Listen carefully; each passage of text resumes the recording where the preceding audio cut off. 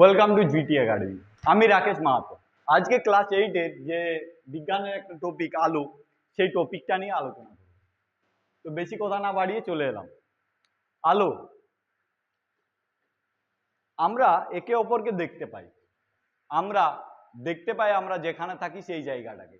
আমরা দেখতে পাই আমাদের চারপাশের প্রতিটা বস্তুকে। ধরে নাও আমি এইখানে পড়াচ্ছি, তোমরা শিক্ষার্থীরা আমার সামনেই বসে আছো, আমি তোমাদেরকে দেখতে পাচ্ছি। অনুরূপভাবে তোমরাও আমাকে দেখতে পাচ্ছ। কেন? তোমরা আমাকে কেন দেখতে পাচ্ছ বা আমি তোমাকে কেন দেখতে পাচ্ছি, তার উত্তর দেবে আজকের এই আলোচনা।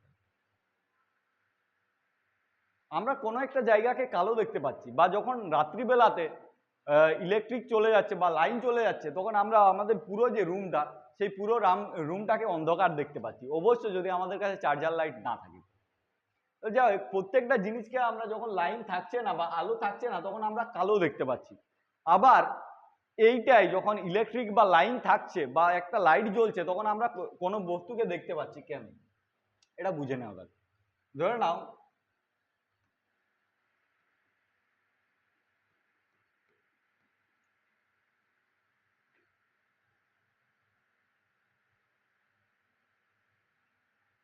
কোনো একজন ইঁদুর চোখো ইঁদুর মুখো মানুষ আছে। কি হচ্ছে না,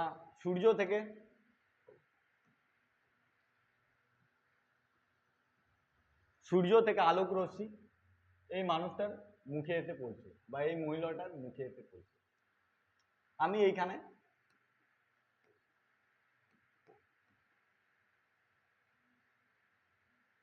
একটা সুন্দর ছোট্ট চোখ নিয়ে দাঁড়িয়ে আছে।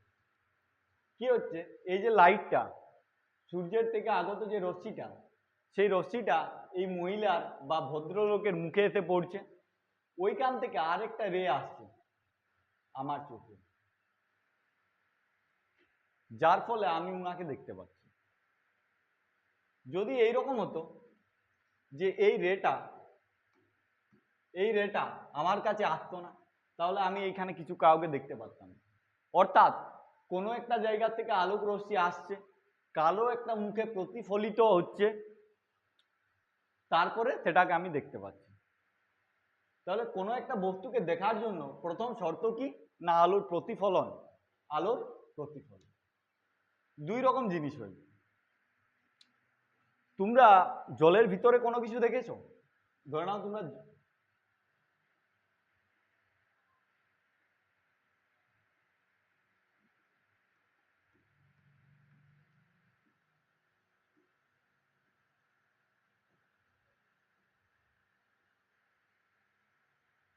ধরে নাও এটাতে জল আছে,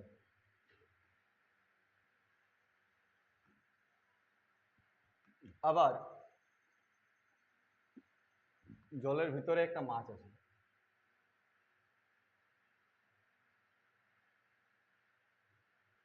তুমি মাছটাকে দেখতে পাচ্ছ, রিজনটা কি?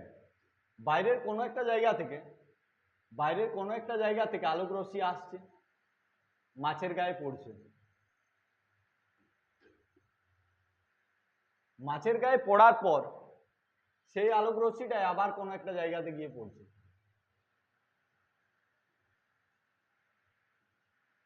এর ফলে তুমি মাছটাকে দেখতে পাচ্ছ, মানে বাইরের থেকে একটা রশ্মি আসছে, বা যে আলোক উৎস, সেই আলোক উৎস থেকে একটা রশ্মি আসছে, মাছের গায়ে পড়ছে, প্রতিফলিত হয়ে তোমার কাছে যাচ্ছে, আর তুমি ওটাকে দেখতে পাচ্ছ। এটা হলো প্রতিফলন। কিন্তু ধরে নাও এইখানে জল নেই, এই যে জল আছে, জলের উপরে আমি একটা আলাদা আয়না রেখে নিলাম। জলের উপরে আমি একটা আয়না রেখে নিলাম।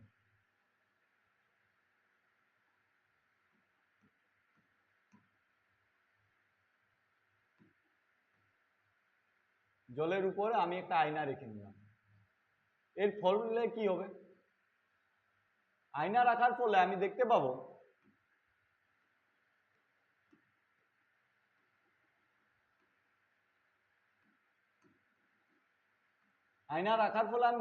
এই যে আলোক রশ্মিটা, সেটা আর মাছের কাছে যাবে না, আয়না থেকে প্রতিফলিত হয়ে আমার কাছে চলে আসবে। তাহলে দেখো, দুটো কেস হচ্ছে। এক, যখন আয়নাটা থাকছে না, আলোক রশ্মিটা জলের মধ্যে যাচ্ছে, জলের মধ্যে গিয়ে নিয়ে মাছটার কাছে পড়ছে, মাছটার থেকে প্রতিফলিত হয়ে আমাদের চোখে আসছে, তখন আমরা মাছটাকে দেখতে পাচ্ছি। আবার কি হচ্ছে, যখন আমরা এই মাছটার উপরে একটা আয়না রেখে দিচ্ছি, তখন আলোক রশ্মিটা আসছে, আলোক রশ্মিটা এসে নিয়ে আয়নার গায়ে পড়ছে, আয়না থেকে প্রতিফলিত হয়ে আমাদের চোখে পড়ছে। আমরা এর ফলে আয়নাটাকে দেখতে পাচ্ছি, কিন্তু মাছটাকে দেখতে পাচ্ছি না। দুটোতেই প্রতিফলন হচ্ছে, একটা মাছের গায়ে লেগে প্রতিফলিত হয়ে আমাদের চোখে আসছে, তখন আমরা ওটাকে দেখতে পাচ্ছি। আবার যখন আয়নাটার উপরে লেগে নিয়ে প্রতিফলিত হয়ে আমাদের চোখে আসছে, তখন আমরা আয়নাটাকে দেখতে পাচ্ছি। অর্থাৎ যে বস্তুটার গায়ে আলোটা প্রতিফলিত হচ্ছে, অর্থাৎ যে বস্তুটার গায়ে আলোটা প্রতিফলিত হচ্ছে, আমরা সেই বস্তুটাকে দেখতে পাচ্ছি।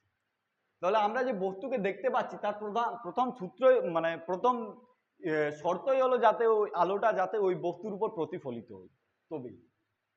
এরপর প্রতিফলন বাদ দিয়েও আরেকটা ঘটনা ঘটছে, প্রতিফলন বাদ দিয়েও এখানে আরেকটা ঘটনা ঘটছে। ধরে নাও এখানে এই আয়নাটা নাই, এই আয়নাটা নেই, এরপরে কি হবে, আলোক রশ্মি আসছে, দেখো এই যে মাধ্যমটা এই এতটা পর্যন্ত যেখানে জল আছে, জল জল থাকার উপর পর্যন্ত, যেখানে জল আছে, জল থাকার উপর পর্যন্ত যে মাধ্যমটা, সেটাতে বায়ু আছে, সেটাতে বায়ু আছে। তারপরে যেই বায়ুর স্তরটা শেষ হয়ে যাচ্ছে, জলের স্তরটা শুরু হচ্ছে, সেইখানের যে মাধ্যমটা সেটা হলো জলমাধ্যম। কি হলো? জলমাধ্যম।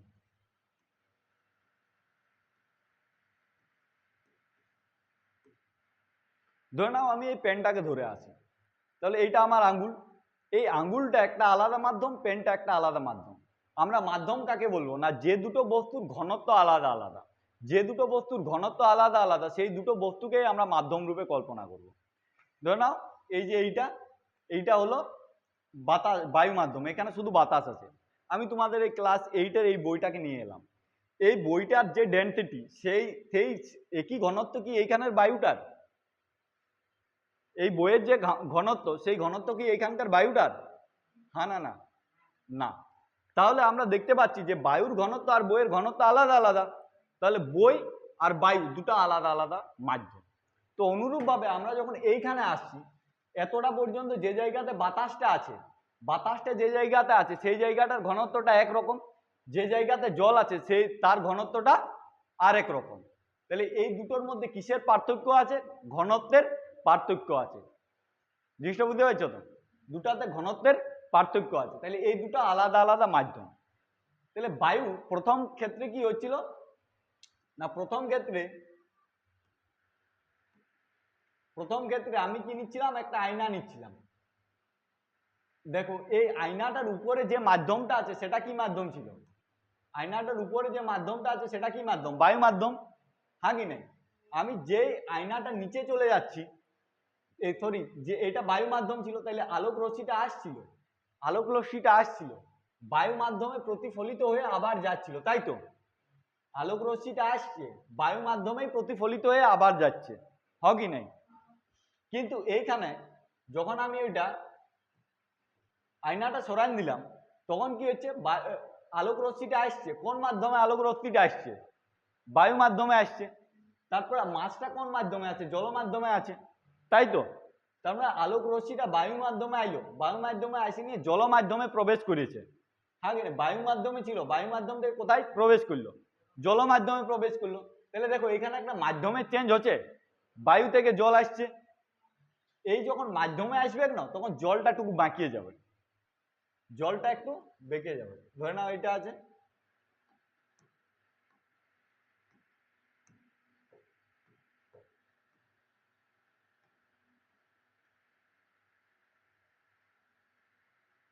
এটা না, ধরে নিচ্ছি আমি এই যে এইটার নিচে আছে জল মাধ্যম, আর উপরে আছে বায়ু মাধ্যম।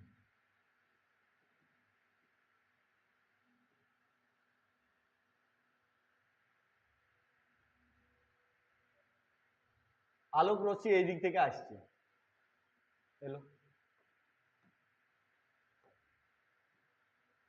আলোক রশ্মি একটা এলো, আলোক রশ্মিটা বায়ু মাধ্যমে ছিল, বায়ু মাধ্যম থেকে জল মাধ্যমে প্রবেশ করছে, তাহলে আলোক রশ্মিটা এইরকম ভাবে যাওয়ার কথা, হ্যাঁ কি না? আলোক রশ্মি কিন্তু দেখা যাবে আলোক রশ্মিটা এরকম ভাবে যাচ্ছে না, এইরকম ভাবে যাচ্ছে, তাহলে একটা টিল্টেড বেঁকে যাচ্ছে, তাই তো, হ্যাঁ কি নেই? এটা কি জন্য হচ্ছে? যেহেতু আমরা মাধ্যমটা চেঞ্জ করেছি, বায়ু মাধ্যম থেকে আলোক রশ্মিটাকে আমরা জল মাধ্যমে প্রবেশ করেছি, এই জিনিসটার জন্য এটা হচ্ছে। তাহলে এই ঘটনাটা, আলো যখন এক মাধ্যম থেকে আলাদা আরেক মাধ্যমে আসছে তখন একটু বেঁকে যাচ্ছে, এই ঘটনাকে আলোর আমরা কি বলবো? প্রতিসরণ। কি বলবো? কি বলবো? কি বলবো? তাহলে প্রতিসরণ জিনিসটা ক্লিয়ার। তাহলে প্রতিসরণ হওয়ার জন্য দুটো আলাদা আলাদা মাধ্যমের প্রয়োজন হবে, যার ফলে প্রতিসরণ হবে। এরপর দুটো আলাদা আলাদা মাধ্যম হলেই হবে না, আরো কিছু আছে? ধরে নাও আমি একটা তরল পদার্থ নিলাম, কেরোসিন। আমি একটা তরল পদার্থ কেরোসিন নিলাম, এই স্তরটা ফুললি কেরোসিনে ফিল আছে। তারপর আমি একটা আলাদা পদার্থ নিলাম, আমি একটা আলাদা আলাদা তরল পদার্থ নিলাম,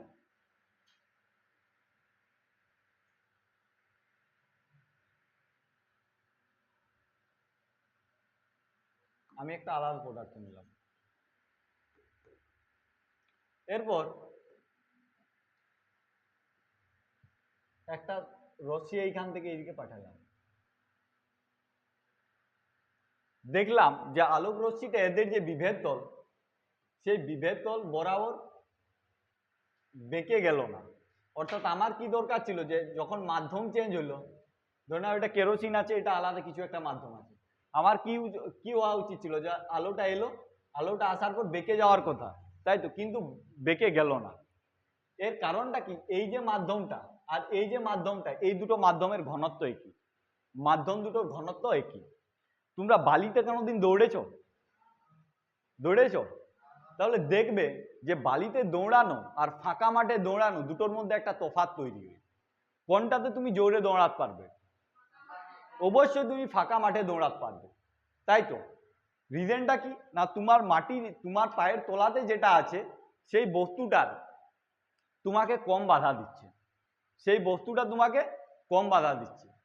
বালির ক্ষেত্রে তোমার পায়ে যেটা আছে, পায়ের নিচে যে বস্তুটা আছে বা তুমি যে জায়গাতে দৌড়াচ্ছ সেই জায়গাটাতে তোমাকে বেশি বাধা দিচ্ছে। এই জিনিসটা আরো ভালোভাবে বলা যায়, যদি তুমি ফাঁকা মাঠে দৌড়াচ্ছ আর জলের ভিতরে দৌড়াচ্ছ, কোনোদিন নদী বা পুকুরের ভিতরে ঢুকে নিয়ে দৌড়াবে, অর্ধেকটা গলাটা পুকুরের বাইরে আছে, বাকিটা পুকুরের জলের ভিতরে আছে, এই সময় তুমি দৌড়াবে, তুমি দৌড়াতে পারবে না। বা তুমি ফাঁকা মাঠে যেরকম ভাবে দৌড়াও তার চেয়ে অনেক আস্তে আস্তে দৌড়াবে। রিজনটা কি জানো? তুমি যখন ফাঁকা মাঠে ছিলে, তোমার যে বায়ুটা ছিল সেই বায়ুর ঘনত্ব, আর তুমি যখন পুকুরের ভেতরে আছো সেই পুকুরের জলের ঘনত্ব দুটো আলাদা আলাদা। পুকুরের যে জলের ঘনত্ব সেটা বেশি হওয়ার জন্য ও তোমাকে বাধা বেশি দিচ্ছে, পুকুরের জলের ঘনত্বটা বেশি হওয়ার জন্য ও তোমার দৌড়ানোতে বাধা বেশি দিচ্ছে। আবার যখন তুমি ফাঁকা মাঠে দৌড়াচ্ছ তখন বায়ু তোমাকে বাধার পরিমাণ কম দিচ্ছে। আলোর ক্ষেত্রেও তাই হয়, আলোর ক্ষেত্রেও তাই হয়। আলো যখন বায়ু মাধ্যমে যায়, আলো যখন বায়ু মাধ্যমে আলো যখন বায়ু মাধ্যমে যায়, ধরে নাও আলো বায়ু মাধ্যমে যাচ্ছে, তাহলে বায়ু মাধ্যমে যাওয়ার ফলে আলোর যে গতি, আলোকে যে বাধা দেবে বায়ু, সেটা অনেক কম পরিমাণে দেবে। আলো বায়ু মাধ্যমে যাওয়ার সময় বায়ু আলোকে বাধা খুব কম পরিমাণে দেবে, কিন্তু যেই ও জল মাধ্যমে প্রবেশ করবে, যেই আলোটা জল মাধ্যমে প্রবেশ করবে, এই বাধার পরিমাণটা বেড়ে যায়, এই বাধার পরিমাণটা বেড়ে যায়। বাধার পরিমাণটা বাড়ার ফলে ও কম দূরত্ব যেতে পারবে, তাই তো। বাধার পরিমাণটা বাড়লে দূরত্বটা কমবে। এরপর ধরে নাও আলোটা যাওয়ার ছিল এইরকম, যদি ওকে কেউ বাধা না দিত, কিন্তু এতটা পথ, এই দুটো পথের মধ্যে কোন পথটা দৈর্ঘ্যটা বেশি? ভালো করে দেখো, এইটার দৈর্ঘ্যটা বেশি, হ্যাঁ কি না? কিন্তু যেহেতু জল বাতাসের চেয়ে বায়ুকে বেশি বাধা দিচ্ছে, সে এতটা পথ অতিক্রম করতে পারবে না, তার চেয়ে কম পথ অতিক্রম করবে।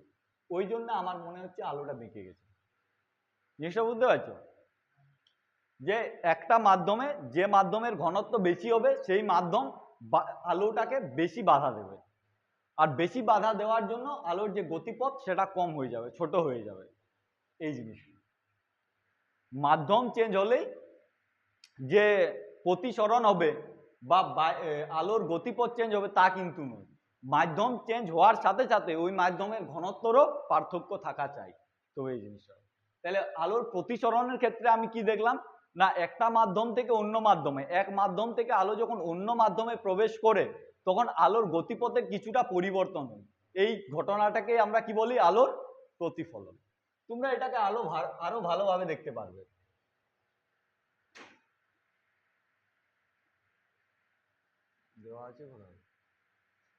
সরি, আলোর যে প্রতিসরণ, সেই প্রতিসরণটাকে তোমরা আরো ভালোভাবে দেখতে পারবে।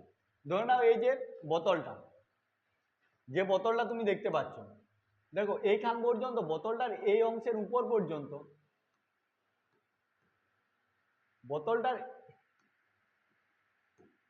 বোতলটার এই অংশের উপর পর্যন্ত, এই যে এই অংশটা, এই অংশের উপর পর্যন্ত এই জায়গাটাতে বায়ু আছে, আছে তো বায়ু মাধ্যম, আর নিচটাতে কি আছে? জল আছে। তারপরে জলের ঘনত্বটা বায়ুর চেয়ে বেশি, তাহলে এখানে মাধ্যমের চেঞ্জ হচ্ছে। তো তুমি একটা পেন্সিলকে এই জলটার মধ্যে দিয়ে দিলে, তার ফলে কি দেখা যাবে? যে পেন্সিলটা মনে হবে যে বেঁকে গেছে, দেখতে পাচ্ছ? আবার দেখো এইখানে এই জায়গাটা ভালো করে নোটিস করো, জলের মধ্যে বায়ুর বুদবুদ আছে, যে জায়গাটাতে জলের মধ্যে বায়ুর বুদবুদ আছে ওইখানে পেন্সিলটাকে দেখো আবার মনে হচ্ছে যে আবার একটু বেঁকে গেছে। কারণ তার আগে কি ছিল? এইখান পর্যন্ত জলমাধ্যম ছিল আর এইটুকু জায়গাটাতে আছে বায়ু মাধ্যম, তাই আবার মনে হচ্ছে যে বেঁকে যাচ্ছে। তাহলে দেখছি একটা মাধ্যম থেকে আলাদা আরেকটা মাধ্যমে যখন আলো প্রবেশ করছে তখন কি মনে হচ্ছে? যে আলোক রশ্মিটা বেঁকে যাচ্ছে, তাই তো? এই ঘটনাটাকে আলোর আমরা কি বলি? প্রতিসরণ বলি। কি বলি? প্রতিসরণ। এরপর বলো, ঘন মাধ্যমে আলোর বেগটা বেশি হবে না লঘু মাধ্যমে আলোর বেগটা বেশি হবে? তুমি কোন জায়গাতে বেশি দৌড়াতে পারবে, জলে না বাতাসে? বাতাসে। তুমি বাতাসে বেশি দৌড়াতে পারবে, অর্থাৎ বাতাসটা লঘু মাধ্যম না জলটা লঘু মাধ্যম? কার ঘনত্বটা কম? বাতাসের ঘনত্বটা কম, অর্থাৎ বাতাসটা লঘু মাধ্যম, তাই তো? তার মানে তুমি বাতাসে ভালো দৌড়াতে পারবে। তুমি যদি বাতাসে ভালো দৌড়াতে পারো তাহলে আলোটা কোথায় ভালো দৌড়াতে পারবে, বাতাসে না জলে? ও বাতাসে ভালো দৌড়াতে পারবে। তাহলে আমরা বলতে পারি যে আলোটা লঘু মাধ্যমে বেশি স্পিডে চলবে, তাই তো? আলোটা লঘু মাধ্যমে বেশি পথ অতিক্রম করবে, ঘন মাধ্যমে কম পথ অতিক্রম করবে। তাহলে এখানে দেখো দুটো মাধ্যম আছে, একটা লঘু মাধ্যম আর একটা ঘন মাধ্যম, তাই তো? এরপর ও লঘু মাধ্যমে এতটা দৈর্ঘ্য যাচ্ছে, তাই তো? সেম দৈর্ঘ্য কি ঘন মাধ্যমে যাবে না তার চেয়ে কম যাবে? তার চেয়ে কম যাবে। যখন কম যাবে তখন এইদিকে বাঁকবে না এইদিকে যাবে? ধরে নাও ওর এতটা যাওয়ার ছিল, ও যখন কম যাবে তখন বাধ্য হয়ে তো এইদিকে টিল্টেড হবে। যদি বেশি যাওয়ার ছিল তাহলে ও এইদিকে টিল্টেড হতো, হ্যাঁ কি না? তাহলে আমি দেখতে পাবো যে ঘন মাধ্যমে, এইটা ঘন মাধ্যম, ঘন মাধ্যমে কি হবে? যেটা অভিলম্ব, এটাকে আমি অভিলম্ব ধরছি, যেটা অভিলম্ব সেই দিকে আলোক রশ্মিটা বেঁকে যাবে। বুঝতে পারলে? কেন বেঁকে যাবে? কিনা এই মাধ্যমে ওর গতিপথটা কম হবে, এর মাধ্যমে ওর স্পিডটা কম হবে। তাহলে যখন আলোক রশ্মি লঘু মাধ্যম থেকে ঘন মাধ্যমে প্রবেশ করবে তখন কোন দিকে বেঁকে যাবে? অভিলম্বের দিকে। কোন দিকে বাঁকবে? অভিলম্বের দিকে। তাহলে আলো যখন লঘু মাধ্যম থেকে ঘন মাধ্যমে যাবে কোন দিকে বাঁকবে? অভিলম্বের দিকে বেঁকে যাবে। আর যদি উল্টো কেসটা হয়, উল্টো কেসটা বলতে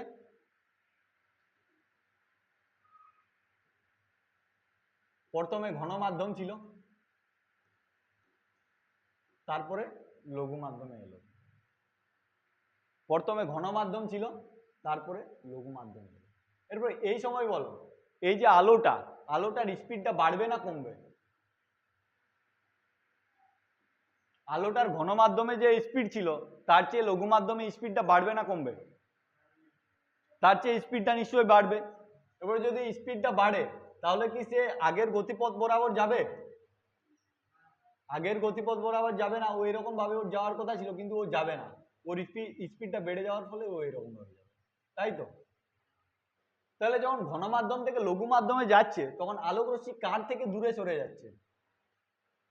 অভিলম্ব থেকে। কার থেকে? অভিলম্ব। কার থেকে? অভিলম্ব।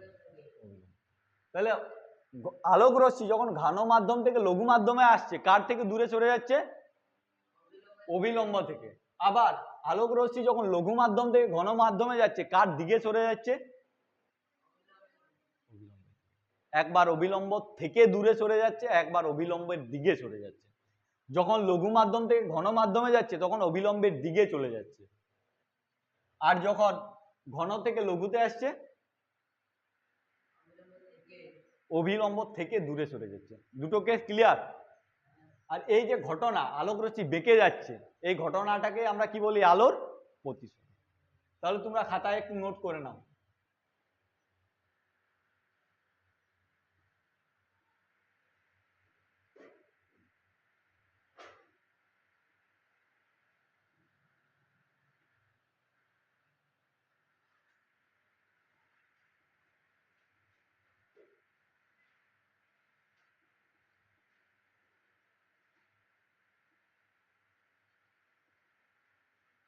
লিখো, প্রথমেই লিখো আলোর প্রতিসরণ। আলোর প্রতিসরণ। আলোর প্রতিসরণ।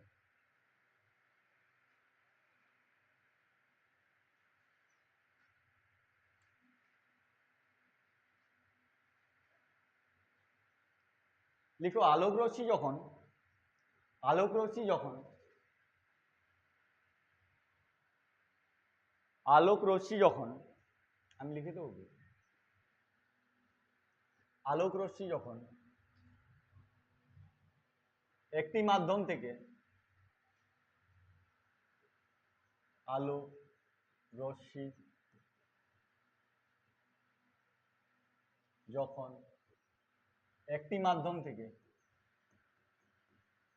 একটি মাধ্যম থেকে অন্য মাধ্যমে প্রবেশ করে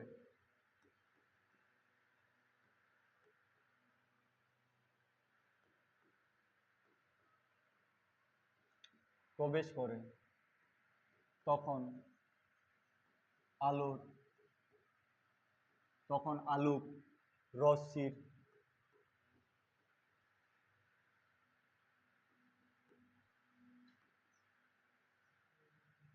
আলোক রশ্মির গতিপথ পরিবর্তিত হয়।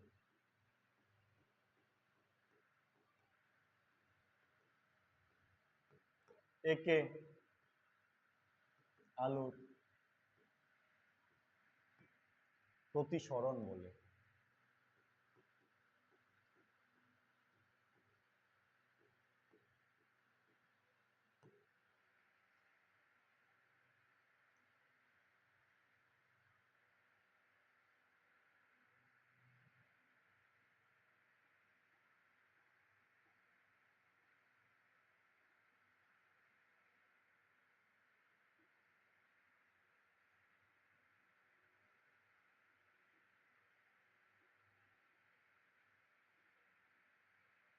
তাহলে আমরা আলোর যে প্রতিসরণ সেই ব্যাপারটা বুঝে নিলাম। প্রতিসরণ কোনটা? যখন আলোক রশ্মি একটা মাধ্যম থেকে আলাদা আর একটা মাধ্যমে প্রবেশ করছে তখন আলোক রশ্মির যে গতিপথ সেই গতিপথ পরিবর্তিত হচ্ছে, এটাকে আমরা আলোর প্রতিসরণ বলছি। এরপর ধরে নাও আলোক রশ্মি একটা মাধ্যম থেকে আরেকটা মাধ্যমে প্রবেশ করছে না, একটা মাধ্যম থেকে আরেকটা মাধ্যমে প্রবেশ করছে না। এইখানে আলোক রশ্মি আসছে, এই মাধ্যমটাকে আমি বায়ু মাধ্যম ধরে নিচ্ছি।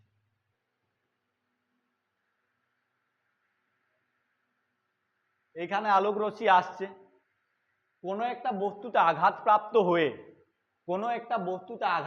হয়ে আবার এই বায়ু মাধ্যমেই ফিরে যাচ্ছে।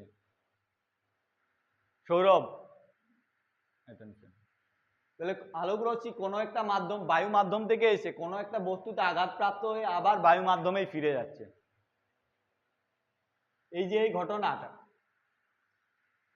মানে প্রথম যে মাধ্যম থেকে আসছে আলোক রশ্মি সেই মাধ্যমে আবার ফিরে যাচ্ছে, এই ঘটনাটাকে আলোর প্রতিফলন বলি। কি বলি? আলোর প্রতিফলন। তাহলে আলোর প্রতিফলন বুঝতে পারছো? আলোর প্রতিসরণে অনেক ব্যাপার ছিল, একটা মাধ্যম থেকে আরেকটা মাধ্যমে যাবে, তাদের ঘনত্ব পরিবর্তিত হবে, হ্যান ত্যান। আলোর প্রতিফলনে কিছু নেই। যখন প্রথম মাধ্যমেই আলো কোনো একটা বস্তু দ্বারা আঘাতপ্রাপ্ত হয়ে আবার সেই মাধ্যমেই ফিরে যাচ্ছে, তখন সেটাকে আমরা আলোর প্রতিফলন বলছি। তাহলে আলোর প্রতিফলনে মাধ্যম চেঞ্জ করার প্রয়োজন পড়ছে কি? না। তাহলে কোনো একটা বস্তুতে আলো আঘাতপ্রাপ্ত হয়ে আবার প্রথম মাধ্যমে ফিরে আসছে, সেই ঘটনাটাকে আমরা কি বলি? প্রতিফলন। তাহলে আলো যখন কোনো তলে ধাক্কা খেয়ে ফিরে আসে, তখন সেই ঘটনাকে কি বলা হয়? প্রতিফলন। তাই তো? তাহলে আলো যখন কোনো তলে ধাক্কা খেয়ে ফিরে আসে, তখন সেটাকে আমরা কি বলি? প্রতিফলন। এর ফলে কি হবে? এর ফলে যে তলটার উপর আলোক রশ্মিটা ধাক্কা খেলো, সেই তলটাকে আমরা দেখতে পাবো। বুঝতে পারলে? এর ফলে কি হবে? যে তলটার উপর আলোক রশ্মিটা ধাক্কা খেলো, সেই তলটাকে আমরা দেখতে পাচ্ছি। তাহলে আলো যখন কোনো তলে ধাক্কা খেয়ে আবার সেই মাধ্যমেই ফিরে আসে, এটাকে আমরা কি বলি? আলোর প্রতিফলন। এখানে আলো বায়ু মাধ্যমেই ছিল, এই তলটাতে ধাক্কা খেয়েছে, এই তলটাতে ধাক্কা খাওয়ার ফলে আবারও বায়ু মাধ্যমেই ফিরে গেছে, এই ঘটনাটাকে আমরা কি বলছি? আলোর প্রতিফলন। জিনিসটা ক্লিয়ার? ওকে। এরপর দেখো, আলো যেখান থেকে এলো, আলো যে উৎস থেকে এসেছে বা আলো উৎস থেকে বার হয়ে যে পথ বরাবর এই তলটাতে আসছে, আলো নিজের উৎস থেকে বার হয়ে যে পথ বরাবর এই তলটাতে আসছে, এই যে আলোর রশ্মিটা, এটাকে বলি আমরা আপতিত আলো। কি বলি? কি বলি? আপতিত আলো। আপতিত আলোক রশ্মি। ধাক্কা খাওয়ার পরও যখন ফিরে যায়, এটাকে বলি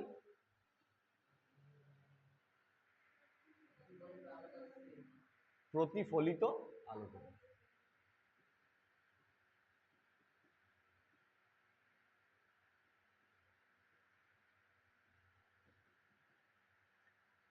যে তলটাতে ধাক্কা খায়, সেই তলটাকে কি বলি? প্রতিফলক। কি বলি? প্রতিফলক। কি বলি? প্রতিফলক। প্রতিফলক তলের সাথে একটা সরলরেখা যদি আমরা, বা প্রতিচরক তলটাকে লম্বভাবে যে সরলরেখা ছেদ করে, সেই সরলরেখাটাকে আমরা কি বলি? কি বলি? অভিলম্ব।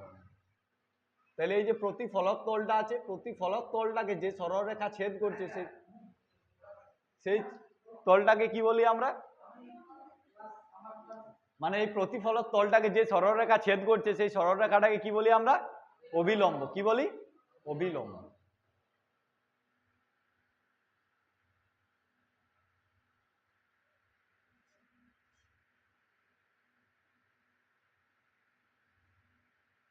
এরপর এই অভিলম্বর সাথে যে আপতিত আলোক রশ্মি, এই দুটোর যে মাঝের কোণটা, সেটাকে কি বলি? আপাতন কোণ। কি বলি? আপাতন কোণ। আপাতন। আর এই প্রতিফলিত রশ্মির আর অবিলম্বের মাঝের যে কোণটা, সেটাকে কি বলি? কি বলি? কি বলি? প্রতিফলন। তাহলে একটা আপাতন কোণ আর একটা প্রতিফলন কোণ। আপাতন কোন কোণটা? না, আপতিত আলোক রশ্মি ও অবিলম্বের মাঝে যে কোণটা হচ্ছে, সেটাকে আমরা কি বলছি? আপাতন কোণ। আবার প্রতিফলিত আলোক রশ্মি আর অবিলম্বের মাঝে যে কোণটা হচ্ছে, সেটাকে আমরা কি বলছি? প্রতিফলন কোণ।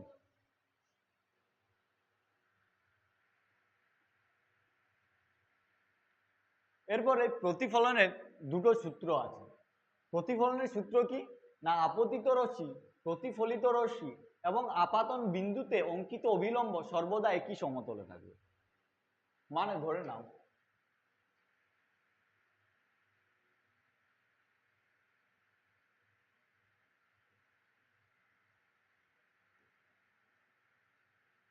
তুমি কোনো একটা সিঁড়িতে যাচ্ছ, তাহলে এইরকম হবে না। আপতিত যে রশ্মিটা নিচের সিঁড়িতে আছে আর প্রতিফলিত রশ্মিটা উপরের সিঁড়িতে আছে, এইরকম হবে না। দুটো একটাই সমতলে থাকবে, এটা তো তাও। তাহলে আপতিত রশ্মি প্রতিফলিত রশ্মি দুটো একই সমতলে থাকবে, আর এদের মধ্যে যে এই অভিলম্বটা, সেই অভিলম্বটাও একই সমতলে থাকবে। অভিলম্বটা কখনো এইরকম না যে এই সিঁড়িটার উপরে যেটা অভিলম্ব আছে, অভিলম্বটাও এইখানেই। তাহলে কি, আপতিত রশ্মি, প্রতিফলিত রশ্মি এবং আপাতন বিন্দুতে অঙ্কিত অভিলম্ব সর্বদা একই সমতলে থাকবে। মানে কোনো একটা জায়গাতে এইখানে আলোক রশ্মিটা প্রতিফলিত হয়েছে বা আপতিত হয়েছে, তাহলে প্রতিফলনটাকে আমরা এই জায়গা থেকে ধরবো, সেটা হবে না, ওকে একই সমতলে থাকতে হবে। আপতিত রশ্মি আর প্রতিফলিত রশ্মিকে একই সমতলে থাকতে হবে, এবং যে অঙ্কিত অভিলম্বটা আছে, অভিলম্বটাকে একই সমতলে থাকতে হবে। তোমরা আমার সাথে সাথে একবার বলে যাও প্রথম সূত্রটা। আপতিত রশ্মি,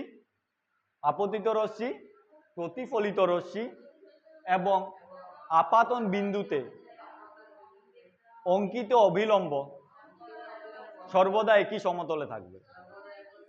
তাহলে আপতিত রশ্মি, প্রতিফলিত রশ্মি আর আপাতন বিন্দুতে অঙ্কিত অভিলম্ব সর্বদা একই সমতলে থাকবে। তাহলে আপতিত রশ্মি, প্রতিফলিত রশ্মি এবং অঙ্কিত অভিলম্ব সর্বদা একই সমতলে থাকবে। এটা হলো প্রতিফলনের প্রথম সূত্র। দ্বিতীয় সূত্র কোনটা?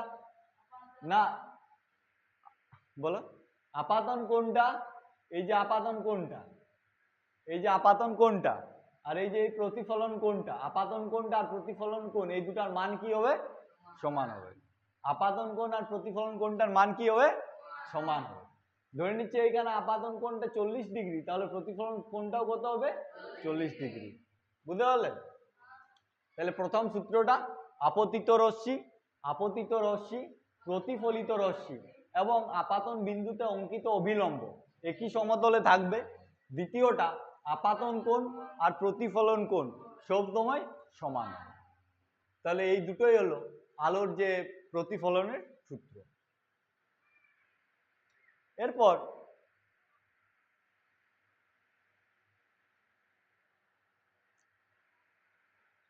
প্রতিফলন কই প্রকারে সেটা আমরা দেখব।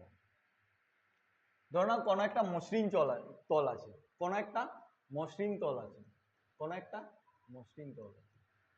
এই মসৃণ তলে যখন আলোক রশ্মি প্রতিফলিত হয়, তাকে আমরা নিয়মিত প্রতিফলন বলি। কি বলি? নিয়মিত প্রতিফলন। যখন মসৃণ তলে আলোক রশ্মি প্রতিফলিত হয়, তখন আমরা তাকে কি বলি? নিয়মিত প্রতিফলন। মসৃণ তল কোনটা?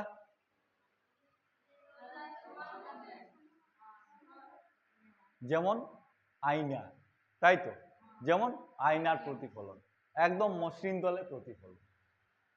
তাহলে মসৃণ ও চকচকে তল যেমন আয়নাতে ঘটে, সেটাকে আমরা কি বলি? নিয়মিত প্রতিফলন।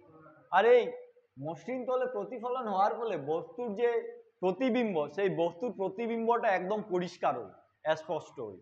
তাহলে মসৃণ তলে প্রতিফলন হলে বস্তুর যে প্রতিবিম্ব, সেই প্রতিবিম্বগুলো স্পষ্ট হবে।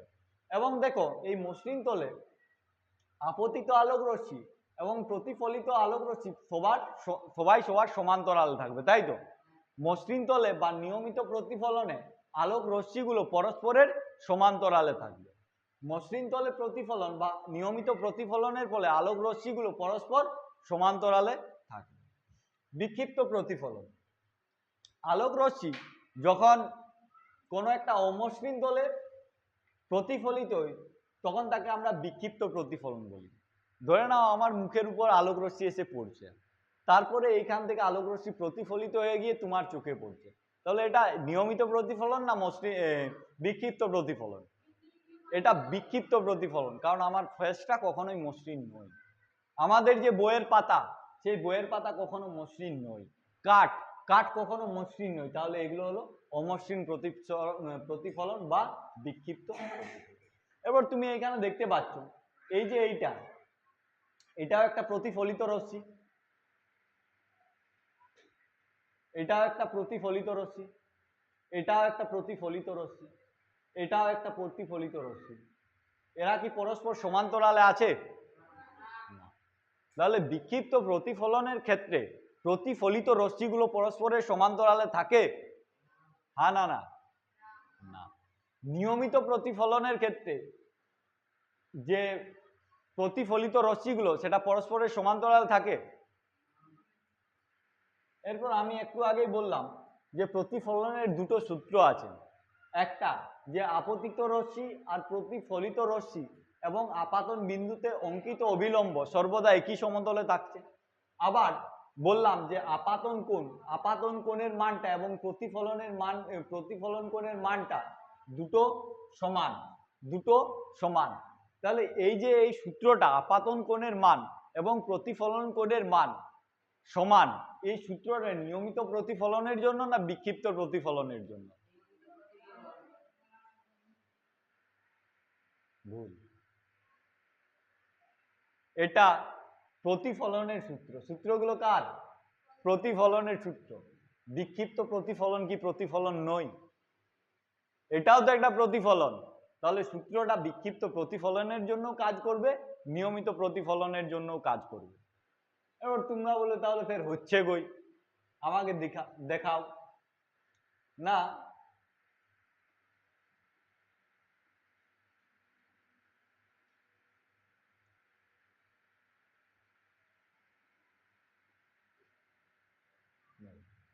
এই জায়গাটার জন্য, এইটার জন্য দেখো, এইটা আপতিত আলোক রশ্মি আর আমি যেটা দিচ্ছি এটা প্রতিফলিত আলোক রশ্মি। আমি এই দুটোর মাঝে একটা অবিলম্ব টানলাম, দেখতে পাবো যে এই কোণটা আর এই কোণটা একই। আবার এইখানে দেখো, আবার এইখানে দেখো, এটা আপতিত আলোক রশ্মি, এটা প্রতিফলিত আলোক রশ্মি, এই দুটো কোণ একই পাবো। তাহলে এর জন্য এই যে বিক্ষিপ্ত প্রতিফলন, এর জন্যও কিন্তু আপাতন কোণ আর প্রতিফলন কোণ এই দুটোর মান সমান হবে, কারণ ওটা ছিল প্রতিফলনের সূত্র, ওটা নিয়মিত প্রতিফলনের সূত্র ছিল না। ক্লিয়ার? তাহলে প্রতিফলন দুই রকম, যদি মসৃণ পৃষ্ঠে প্রতিফলন হয় তাহলে সেটাকে আমরা নিয়মিত প্রতিফলন বলি, যদি অমসৃণ পৃষ্ঠে প্রতিফলন হয় সেটাকে আমরা বিক্ষিপ্ত প্রতিফলন।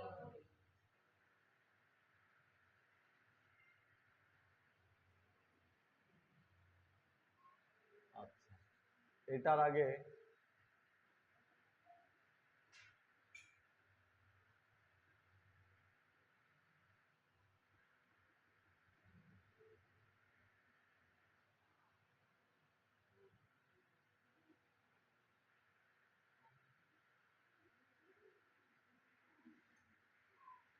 আচ্ছা ঠিক আছে, আমরা এটাতেই চলে আসি।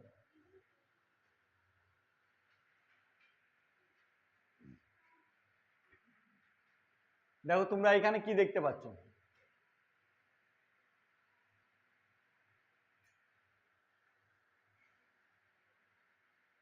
এখানে কোনো একটা আলোর সোর্স আছে, যে জায়গা থেকে আলোক রশ্মি বার হচ্ছে, একটা আলোর সোর্স আছে যে জায়গা থেকে আলোক রশ্মি বার হচ্ছে, মাঝে এখানে আয়নার মতো কিছু একটা রাখা আছে, আলোক রশ্মিটা এখানে প্রতিফলিত হচ্ছে, প্রতিফলিত হয়ে মনে হচ্ছে যে আলাদা একটা জায়গাতে গিয়ে মিশে গিয়েছে, হচ্ছে কি?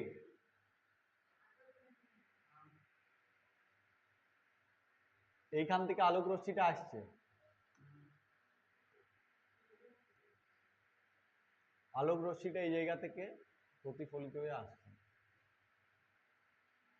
এইখানে প্রতিফলিত হলো, এইখানে প্রতিফলিত হলো, প্রতিফলিত হয়ে এইখানে গিয়ে মিশে গেল, এই আলোক রশ্মিটা প্রতিফলিত হলো এইখানে গিয়ে মিশে গেল, এই আলোক রশ্মিটা প্রতিফলিত হলো এইখানে গিয়ে মিশে গেল, এই আলোক রশ্মিটা প্রতিফলিত হয়ে এইখানে গিয়ে মিশে গেল, এই আলোক রশ্মিটাও প্রতিফলিত হলো এইখানে গিয়ে মিশে গেল।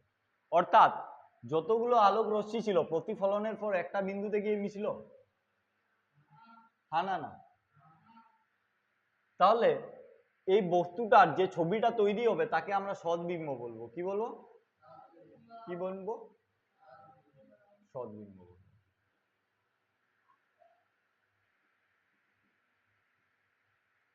তাহলে আলোক রশ্মি যদি একটা বিন্দুতে এসে মিশে যায়, আলোক রশ্মি যদি প্রতিফলনের পর একটা বিন্দুতে এসে মিশে যায়, তাহলে সেটাকে আমরা কি বলি? সদ্বিম্ব। আলোক রশ্মি প্রতিফলনের পর যদি একটা বিন্দুতে এসে মিশে যায়, তখন সেটাকে আমরা কি বলি? সদ্বিম্ব। এরপর ধরে নাও এইখানে আলোক রশ্মিগুলো এলো,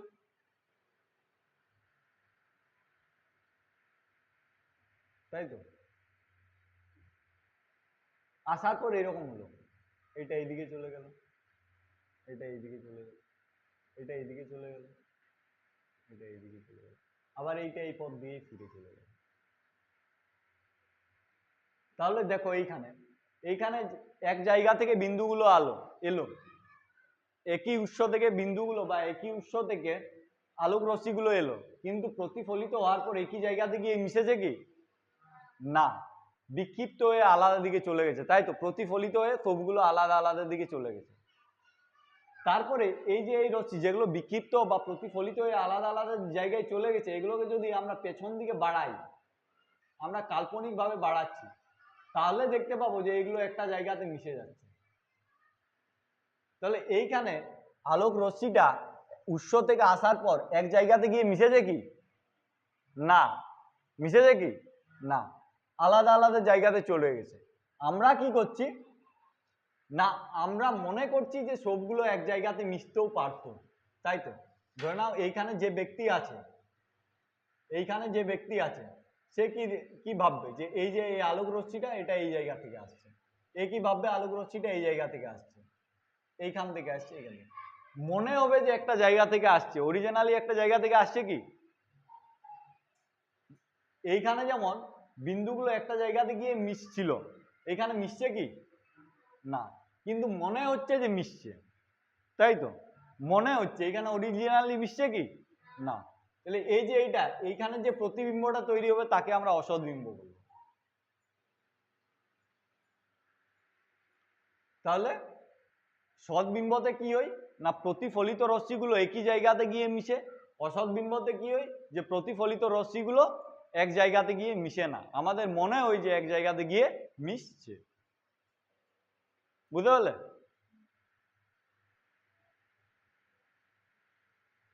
সৎবিম্ব আর অসৎবিম্বর মধ্যে তফাৎ, সৎবিম্বকে পর্দায় ফেলা যায়, এইখান থেকে দেখতে পারো যে এই সৎবিম্বটাকে একটা আমরা পর্দায় ফেলতে পাচ্ছি, অসৎবিম্বটাকে আমরা পর্দায় ফেলতে পারবো? অসৎবিম্বটাকে আমরা পর্দায় ফেলতে পাচ্ছি না। তাহলে সৎবিম্বকে পর্দায় ফেলতে পারবো, অসৎবিম্বকে কি পর্দায় ফেলা যাবে? বলো।